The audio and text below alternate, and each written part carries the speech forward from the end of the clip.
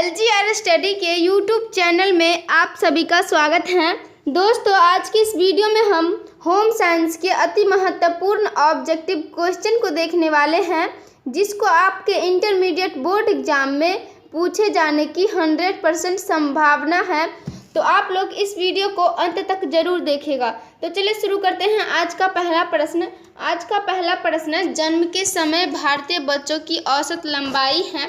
दोस्तों, आप लोग को बता दें, यहाँ पे जो सही आंसर होगा सी आपका बिल्कुल ही सही आंसर होगा, क्योंकि जन्म के समय भारतीय बच्चों की यानी शिशुओं की लंबाई 50 सेंटीमीटर होती है। अगले प्रश्न की ओर बढ़ते हैं और अगला 2 नंबर प्रश्न है, विकासात्मक मनोविज्ञान लाभदायक है। इस क्वेश्चन के द्वारा पूछा जा रहा है कि विकासात्मक मनोविज्ञान जो है वो लाभदायक है किसके लिए, बच्चों के लिए, शिक्षकों के लिए, अभिभावकों के लिए या इन सभी के लिए। दोस्तों, आप लोग को बता दें, इन सभी में से जो सही आंसर होगा बी आपका बिल्कुल ही सही आंसर होगा, क्योंकि विकासात्मक मनोविज्ञान जो है वो शिक्षकों के लिए लाभदायक है। अगले प्रश्न की ओर बढ़ते हैं और अगला 3 नंबर प्रश्न है, शारीरिक विकास की सबसे महत्वपूर्ण अवस्था है। इस क्वेश्चन के द्वारा पूछा जा रहा है कि शारीरिक विकास की सबसे महत्वपूर्ण अवस्था है शैशवावस्था, बाल्यावस्था, प्रौढ़ावस्था या वृद्धावस्था। इन सभी में से जो सही आंसर होगा बी आपका बिल्कुल ही सही आंसर होगा, क्योंकि शारीरिक विकास की सबसे महत्वपूर्ण अवस्था है बाल्यावस्था। अगले प्रश्न की ओर बढ़ते हैं और अगला 4 नंबर प्रश्न है, कौन सा तत्व विकास को प्रभावित नहीं करता। इस क्वेश्चन के द्वारा पूछा जा रहा है कि कौन सा तत्व विकास को प्रभावित नहीं करता है, पोषण, धन, अंतःस्रावी ग्रंथि या रोग एवं चोट। दोस्तों, आप लोग बता दें, यहाँ पे जो सही आंसर होगा बी आपका बिल्कुल ही सही आंसर होगा, क्योंकि धन जो है वो विकास को प्रभावित नहीं करता है। अगले प्रश्न की ओर बढ़ते हैं और अगला 5 नंबर प्रश्न है, इनमें से कौन गर्भावस्था की कठिनाइयाँ हैं, अपरिपक्व जन्म, गर्भकालीन विषारकता, गर्भपात या उपयुक्त सभी। दोस्तों, आप लोग को बता दें, यहाँ पे जो सही आंसर होगा डी आपका बिल्कुल ही सही आंसर होगा, क्योंकि इन उपयुक्त सभी गर्भावस्था की कठिनाइयाँ हैं। अगले प्रश्न की ओर बढ़ते हैं और अगला 6 नंबर प्रश्न है, गर्भावस्था का प्रथम लक्षण है। दोस्तों, आप लोग को बता दें, यहाँ पे जो सही आंसर होगा ए आपका बिल्कुल ही सही आंसर होगा, क्योंकि गर्भावस्था का प्रथम लक्षण है मासिक धर्म का बंद होना। अगले प्रश्न की ओर बढ़ते हैं और अगला 7 नंबर प्रश्न है, दूध अच्छा होता है कैल्शियम का, विटामिन ए का, विटामिन डी का या कार्बोहाइड्रेट का।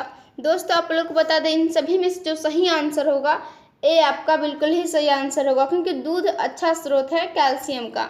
अगले प्रश्न की ओर बढ़ते हैं और अगला 8 नंबर प्रश्न है, कीड़ों को वस्त्रों से दूर रखने के लिए निम्न में से किसका प्रयोग करना चाहिए। इस क्वेश्चन के द्वारा पूछा जा रहा है कि कीड़ों को वस्त्र से यानी कपड़ा से दूर रखने के लिए निम्न में से किसका प्रयोग करना चाहिए, सूखी नीम की पत्तियां, नैथलीन की गोलियां, समाचार पत्र की स्याही या इनमें से सभी।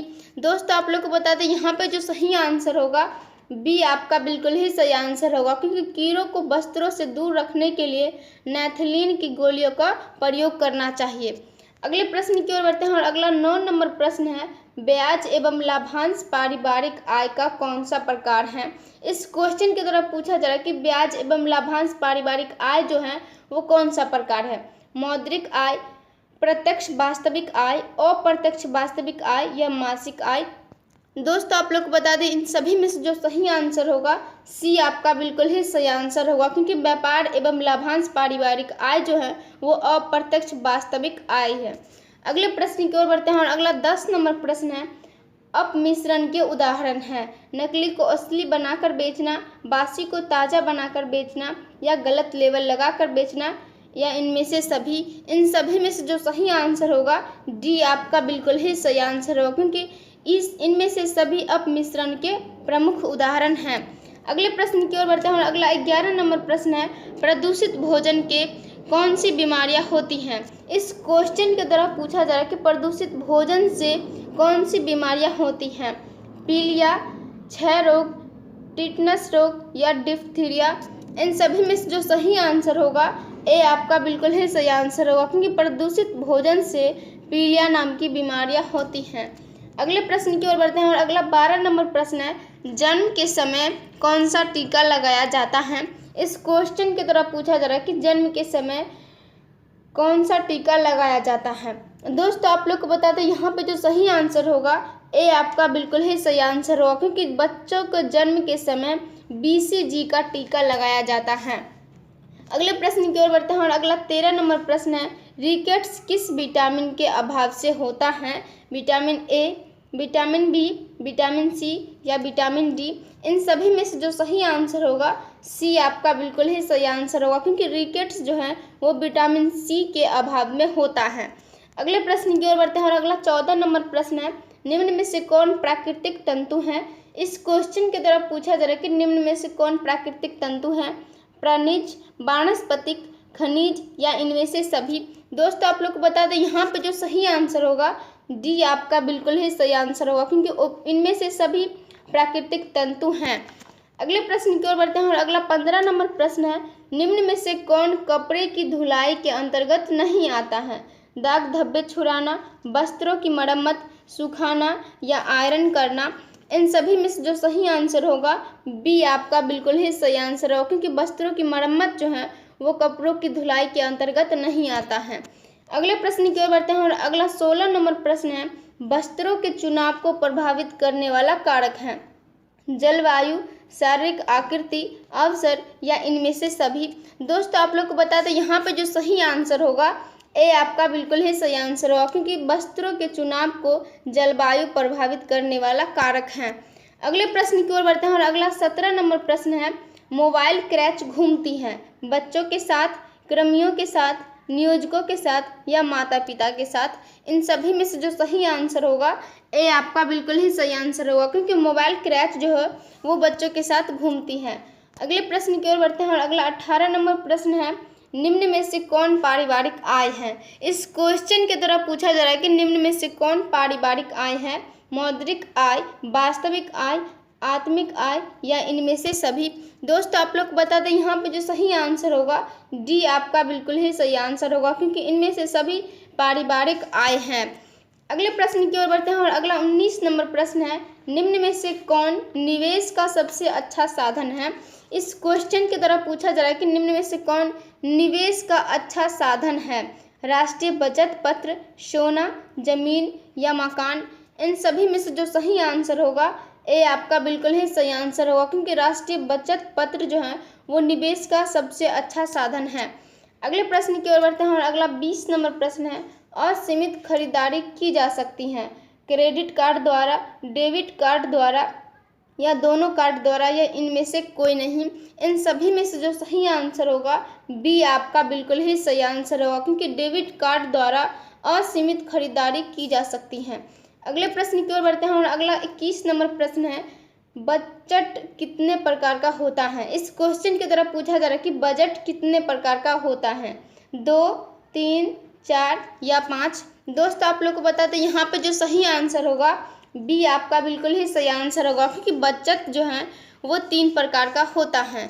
अगले प्रश्न की ओर बढ़ते हैं और अगला 22 नंबर प्रश्न है, उपभोक्ता अपनी शिकायत दर्ज कर सकता है निर्माता के पास, विक्रेता के पास, उपभोक्ता निवारण संगठन के पास या इनमें से किसी के पास?